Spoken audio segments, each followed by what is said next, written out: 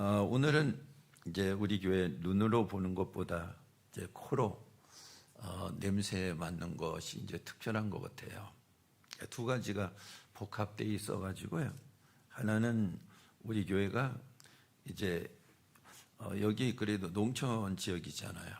근데 이제 봄 되면 이제 주변에 거름을 하잖아요. 네, 냄새 많이 나는 거 아마 개분인 것 같아요. 그 하우스에다 갖다가 이제 많이 이제 거름을 해요.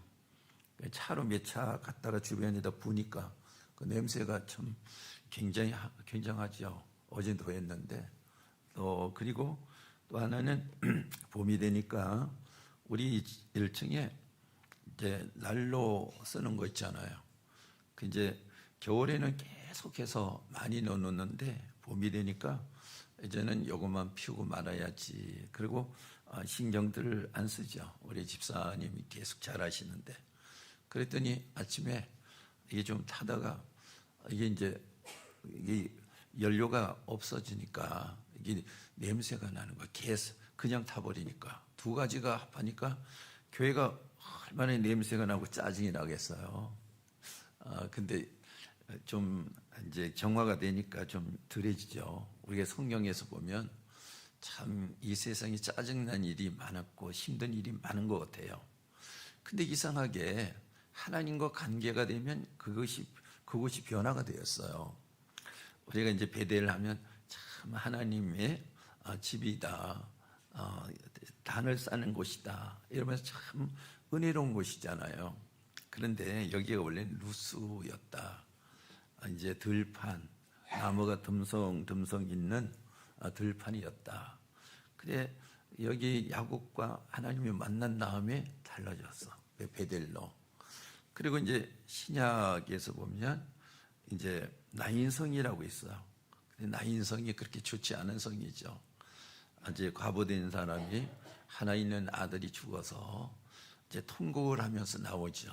근데 예수님께서 나인성 거기 바로 통곡의 성에 가셔서 그 아이를 살려주셨어. 그리고 나서 이제 그 다음에 명칭이 붙었는데 앞당겨서 사용했기 때문에 그냥 나인성이라고 그러는데 나인성이 향기 나는 성이잖아요. 그러니까 우리가 하나님 앞에 은혜를 받고 나면 우리 주변이 달라지고 해요. 그리고 우리들이 죄인이고 그렇지만은 향기 나는 사람이 되는 거예요. 하나님 앞에서 이렇게 변화를 가져올 수가 있는 겁니다. 그래서 우리가 하나님 앞에 기대하는 것이 냄새나면서 그 냄새나는 그곳에 뭔가 세상 것이 많이 채워지는 게 은혜가 아니고 우리가 좋은 모습으로 변화되고 삶이 정말로 질 좋게 만들어지면서 우리가 늘 기쁨으로 이제 서로 사랑하고 하나님을 높여서 찬양하는 이 모습이 축복받은 모습이고 축복받은 땅이고 가정이다 이거죠. 오늘도 여기에 나와 있는 것을 보면 라헬과 요셉에 대해서 이건 이제 모자지간이지 않습니까? 이걸 우리가 볼 수 있어요. 라헬은 굉장히 아름다운 여자, 정말로 미모를 갖춘 여자 이렇게만 생각하는데 라헬의 이름의 뜻은 지루하지 않다 하는 의미를 가지고 있어요. 이것도 야곱을 만나서 이름이 뒤에서 만들어진 건데 앞당겨 왔단 말이에요. 그래서 라헬을 얻기 위해서 야곱이 14년 동안이나 정말로 힘들게 노동을 했어요. 근데 라헬을 너무 사랑하는 나머지 14년 동안이나 이렇게 봉사를 했어도 전혀 지루하지 않았다. 그래서 라헬이라 이렇게 하는 것입니다. 이제 처음에는 7년 동안 이제 모성살이를 하면 라헬을 줄 것이다 그랬는데, 근데 7년이 돼서 이제 결혼식을 하고 이제 침실로 이제 아내를 맞았는데 아침에 보니까 이게 자기가 좋아하는 레아가 아니고 라헬이 아니고 레아였어요. 그러니까 장인한테 쏘은 거 아니에요? 항의합니다. 왜? 라헬을 준다고 해서 7년 동안 이렇게 처가살이를 하면서 정말로 수고했는데 왜 레아를 들여보냈습니까? 이렇게 항의를 하죠. 그러니까 그 장인이 또 얘기를 합니다. 야, 우리 여기 문화가 그런 거야. 언니가 먼저 결혼을 하고 동생이 나중하게끔 돼 있어. 그래서 홀 수 없이 언니 레아를 보낸 거야. 너 그러면 라헬 또 생각이 있냐? 그러니까 그래요. 그러면 7년 동안 더 봉사를 해라. 그러면 14년 된 거 아니에요. 14년 동안 라헬을 얻기 위해서 참 그렇게 모순살이로 얼마나 힘들었겠습니까? 그런데도 전혀 지루하지 않았다. 얼마나 사랑했으면 그렇게 힘들게 섬겼으면도 지루하지 않았을까, 그거예요. 그런데 라헬은 남편의 사랑을 독차지하잖아요. 그리고 이제 그뿐 아니라 이제 남편이 이제 나중에 보면 거부가 되잖아. 부족한 게 전혀 없어요. 그런데요, 하나 정말로 안타깝고 부족한 것이 있었는데 무엇이나 하면 자기 언니 레아는 이때만 해도 아들이 넷이나 됐어. 루벤, 시므온, 또 네이, 유다 이렇게 됐는데 자기는 이 10년이 넘어가는데 아들이 없는 거예요. 그 당시에 이렇게 나왔거든요. 남편의 사랑을 아무리 많이 받고 아무리 거부라고 해도 아들이 없으면 축복이 아니다.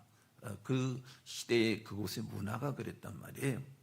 그러니까 참 이 생각해 보니까 축복의 1순위인 아들이 없는 거예요.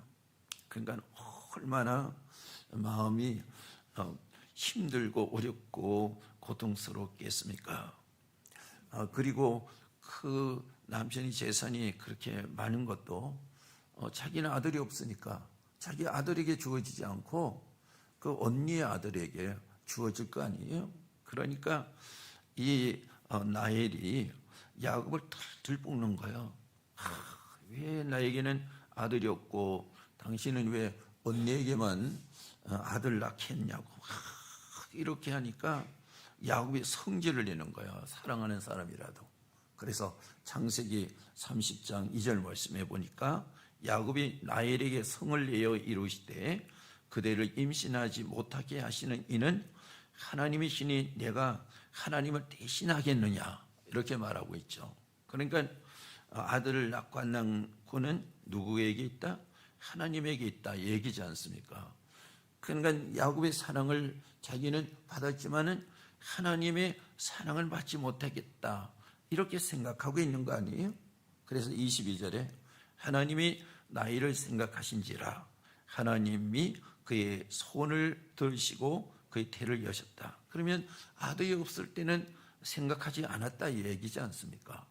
그런데 세월이 지나서 참 애쓰고 힘쓰면서 소원했는데 태가 열려서 아들이 이제는 있다는 얘기가 아니겠습니까? 그러니까 하나님이 그 태를 여셨다 그 얘기입니다. 그러니까 하나님은 라헬이 안달할 만큼의 라헬의 고통스러움을 기억하셨다. 여러분 우리가 살아가면서 어려운 일도 있고 안 되는 일도 있고 참 그런 일들이 다 상대적으로 다 있지 않습니까? 그런데 하나님 앞에 정말로 애태우면서 간절하고 이렇게 했을 때 하나님은 외면하지 않으신다. 여러분 우리가 하나님을 찾는 이유가 뭡니까? 그냥 이 땅에 그냥 우리가 하나님을 찾지 않고 살아가도 하나님께서는 다 은혜 주시고 구원을 주신다면 우리가 왜 하나님을 찾아 나오겠습니까? 안 나오는 거예요. 예배할 필요도 없는 거잖아요. 그러니까 우리에게 있는 어렵고 상대적인 큰 문제들이 있어. 그래서 하나님 앞에 우리가 하나님을 기쁘게 하지만은 하나님을 찾는 거 아니에요. 하나님, 우리에게도 어려움이 있습니다.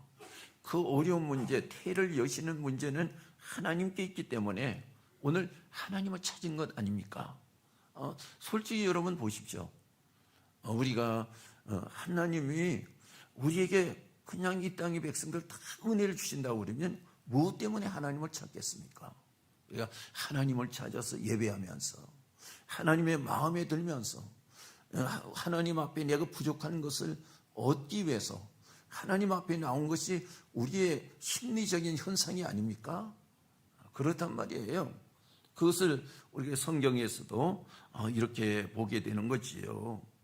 그 아들이 없다는 것은 수치고 비극이었단 말이죠. 그때 그러니까 얼마나 고통스럽고 괴로웠겠습니까? 어느새 언니는 4명에서 아들이 6명이나 불어났어요. 그리고 딸도 하나 낳았잖아요. 네아라고 해서. 우리 이상철 집사님 아들 네아라고 그랬는데 성경에서 보면 딸의 이름인데요. 근데 너무 사랑해서 네아라고 지은 것 같아요. 다 의미가 있겠죠. 그래요. 아름답고 아주 정말로 정말 사랑스러운 딸 네아까지 있지 않습니까? 근데 나일은 잘난 미모에도 남편에게 특별히 받는 사랑도 있지만 기쁘지 못했어요. 23절 말씀에 그 임신하여 아들을 낳고 이르되 하나님이 네 부끄러움을 씻으셨도다. 그러니까 전에 부끄러웠단 말이에요. 그리고 기쁨이 하나도 없어서 그런 사랑을 받고 있어도 왜 그럴까? 하나님이 태를 열어주지 않으니까. 세상의 사랑을 다 받고 있고 세상에 부족함이 없어도 기쁨이 없었다. 하나님이 태를 열어주시니까 이렇게 기쁨이 있었다.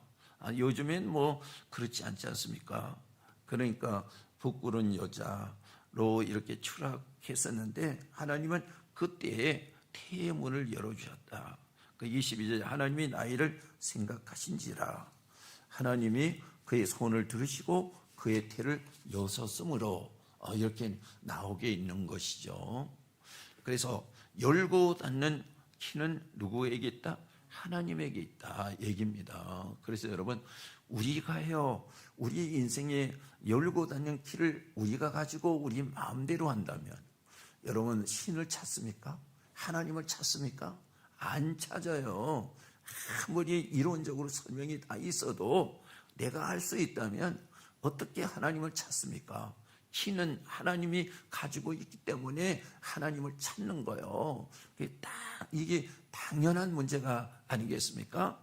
그래서 마태복음 16장 우리 19절을 한번 보도록 하겠습니다. 내가 천국 열쇠를 내게 주리니 내가 땅에서 무엇이든지 매면 하늘에서도 매일 것이요 내가 땅에서 무엇이든지 풀면 하늘에서도 풀리라 그랬어요. 여기 천국 열쇠를 누구에게 줘요?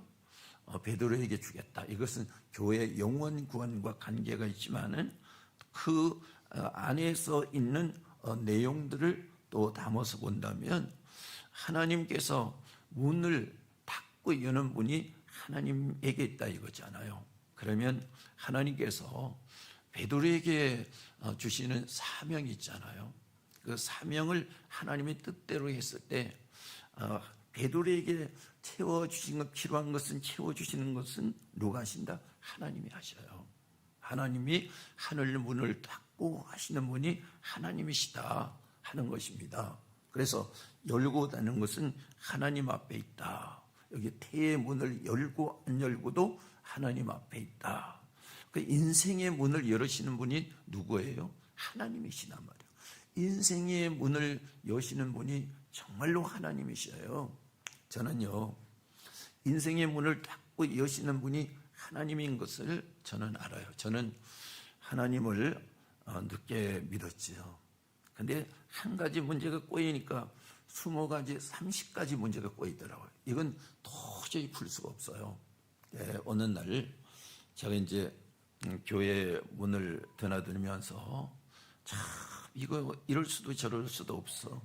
근데 하나님께서 제 꿈 가운데서 참 보여주셨는데 그게 사실로 나타났거든요. 꿈 가운데 제 있는 위치를 보여주셨어. 이제 절벽이 위에도 안 보이고 아래도 안 보여요. 큰 절벽 중간에 홈이 이렇게 있는데 제가 그 홈에 2발을 딛고 등을 그 벽에다가 암벽에도 대고 이렇게 있어요. 왜냐하면 고개를 잘못 숙여도 떨어지니까. 그래 딱 기대고 있는데 위에서 밧줄이 하나 내려오는 거예요. 내려오는데 밧줄이 세 건데 좀 약한 것 같아요. 머뭇머뭇하고 있는데 하나가 또 내려오는 거예요. 2개를 쥐고 제가 끌려서 올라갔어요. 그 다음서부터 제가 이제 신앙생활이라고 하는 것을 좀 하면서요. 근데 이상하게 한 가지 문제가 풀리니까 20가지 꼬였던 문제가 다 풀리는 거예요. 야, 그러면서 제 간증이 무엇이냐면, 야, 풀고 닫는 분은 하나님이시다. 근데 이상하게도 한 가지 문제가 꼬이면 전체가 꼬이는 거. 이거는 하나님과의 관계 속에서 우리가 생각을 해봐야 된다. 이겁니다. 그 오늘 여기 나일이 참 채가 열리지 않았잖아요. 근데 하나님이 열어주시니까 되는 거야. 여러분, 우리의 인생은 어디에 있다고요? 하나님에게 있다.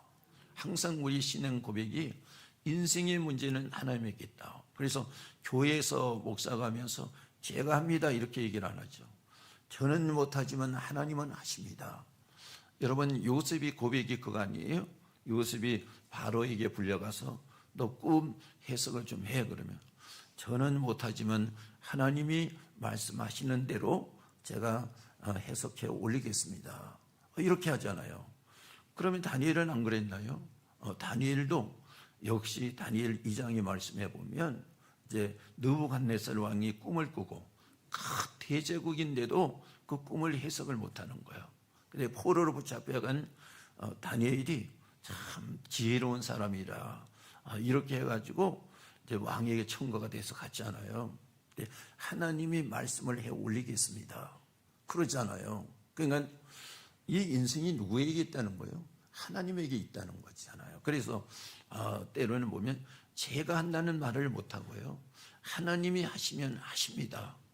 늘 이렇게 하지요. 왜냐하면 하나님이 하시는 역사를 보니까 또 신앙에도 성경에도 그렇게 나와 있으니까 그렇게 하나님이 하시는 거죠. 태의 문을 누가 열었어요? 하나님이. 우리 인생의 문을 누가 열었어요? 하나님이 열고 닫는 분이신 거예요. 그래서 우리가 항상 믿음과 겸손함으로 하나님이 하십니다. 그래서요, 말할 것이 있어도 말을 함부로 못해. 왜냐하면 하나님이 하시는 것을 내가 막을까 봐. 그러니까 이걸 아시는 분들은 말을 함부로 못하는데 이걸 모르면 이것이 이렇다, 저것이 저렇다 이렇게 해버리거든요. 그러면 하나님이라고 하는 존재를 내가 완전히 눌러버리거든. 이런 것들을 우리가 보면서 참 우리가 신앙을 가지면서 하나님 앞에 태를 여시는 분은 하나님이라고 하는 것을 우리는 가슴속에 완전히 두어야 된다 이거지요. 그거 잊어버리면 누가 해요? 우리 장희선 집사님, 그거 잊어버리면 누가 해요? 태의 문을 하나님이 여신다고 하는 것은 잊어버리면 누가 해요? 내가 하는 거지요. 장희선 집사님이 이제 학위 딸라고 그러죠. 학위 따고 나면 내가 학위로 한다 그렇게 할 수 있죠. 천만의 말씀. 그게 아니고 내 인생은 학위에 있는 것이 아니라 어디 있다? 하나님에게 있다 이거였죠. 평생 그거예요. 그렇게 가는 것입니다. 그래서 오늘 여기에 10년이 넘은 것 같은데 하나님이 그제야 태의 문을 열어주셨어요. 아들 낳았어요. 얼마나 감격스러워요. 정말 그 아들 낳지 못해가지고 남편을 둘둘 볶으면서 죽겠니 살겠니 이렇게 했는데 그 아들이 하나님이 태의 문을 열어주셔서 아들 얻었어. 얼마나 좋아요. 감격적이죠. 그러면 그 아들을 이름을 감격이라. 야, 내가 감격했다. 그렇게 지을 수도 있고 어떤 사람은 감사라고 지을 수도 있고 기쁨이라도 지을 수도 있고 그렇잖아요. 근데 이것도 저것도 아니고 요셉이라고 지었다 그거예요. 근데 이상하게 요셉은 그분이 더하여 주소서 얘기해요. 하나님이 더해달라는 거지. 요셉이 이러면 하나님이 뭘 더해줘요? 아들을 더해달라는 거야. 근데 아들을 하나님께서 정말로 몇 년 있다가 더해주셨어요. 그게 창세기 이제 35장 말씀에 보니까 이 라헬에게 하나님의 아들을 정말로 더해주셨어요. 여기 요셉을 얻은 다음에 수년 있다가 우리 창세기 35장 17절로 18절을 보겠습니다. 그가 난산할 즈음에 산파가 그에게 이르되 두려워하지 말라. 지금 내가 또 등남하였으니 그가 죽게 되어 그의 혼이 떠나려 할 때에 아들이 이름을 베노니라 불렀으니 그의 아버지는 그를 베냐민이라 불렀더라. 참 하나님이 이제 요셉이라고 하는 이름처럼 아들을 더해 주셨죠, 그죠? 그런데 아들을 주시고 나서 이제 나일은 죽어가는 거예요. 마지막 죽으면서 참 안타깝죠. 그래서 그 아들이 이름을 뭐라고 지었다고요? 베노니, 슬픔의 아들이다, 이렇게 지었어요. 참 둘째 아들 낳고 자신이 죽어가는 그 자신이 정말로 억장이 무너져 내리죠. 막 나면서 피덩어리를 놔두고 자기가 죽으니까 정말로 억장이 무너져 내리지 않습니까? 그래서 나온 이름이 나마의 통곡이라. 나마의 통곡. 나헬의 억장이 무너져 내리는 거. 그걸 나마의 통곡이라. 이렇게 말하고 있습니다. 그게 이제 마태복음 2장 17절로 18절 말씀에 나와 있죠. 우리 한번 보겠습니다. 이에 헤롯이 박사들에게 속은 줄 알고 시민, 예? 제가 한 거하고 좀 다른 것 같아서 제가 뽑은 게 좀 틀린 것 같아요. 읽어보세요. 여기서 박사들에게 속은 줄 알고, 다시 한번 띄워보세요.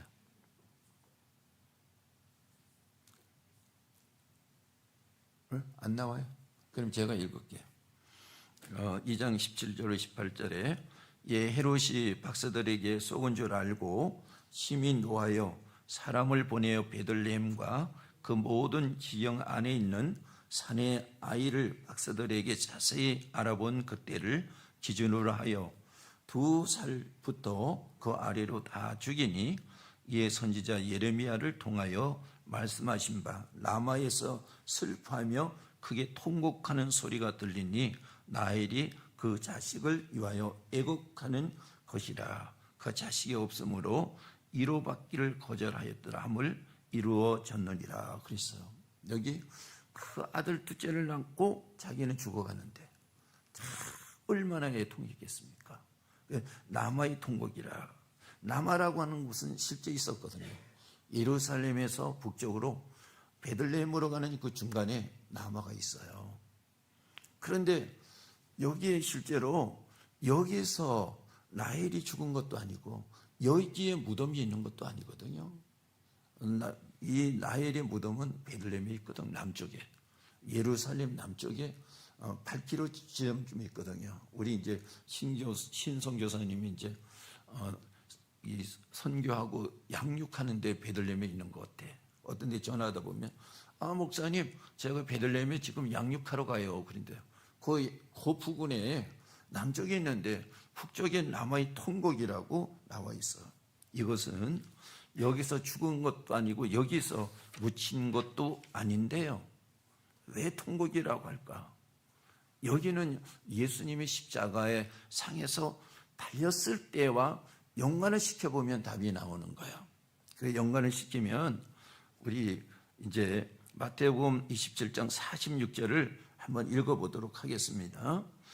제 9시쯤에 예수께서 크게 소리질러 이르되 엘리 라마 사박다리 하시니 이는 곧 나의 하나님 어찌하여 나를 버리셨나이까. 여기 엘리 하고 그 다음에 뭐 나오죠? 라마. 여기 라마가 여기 나헬이 통곡했던 라마와 뜻이 똑같은 거예요.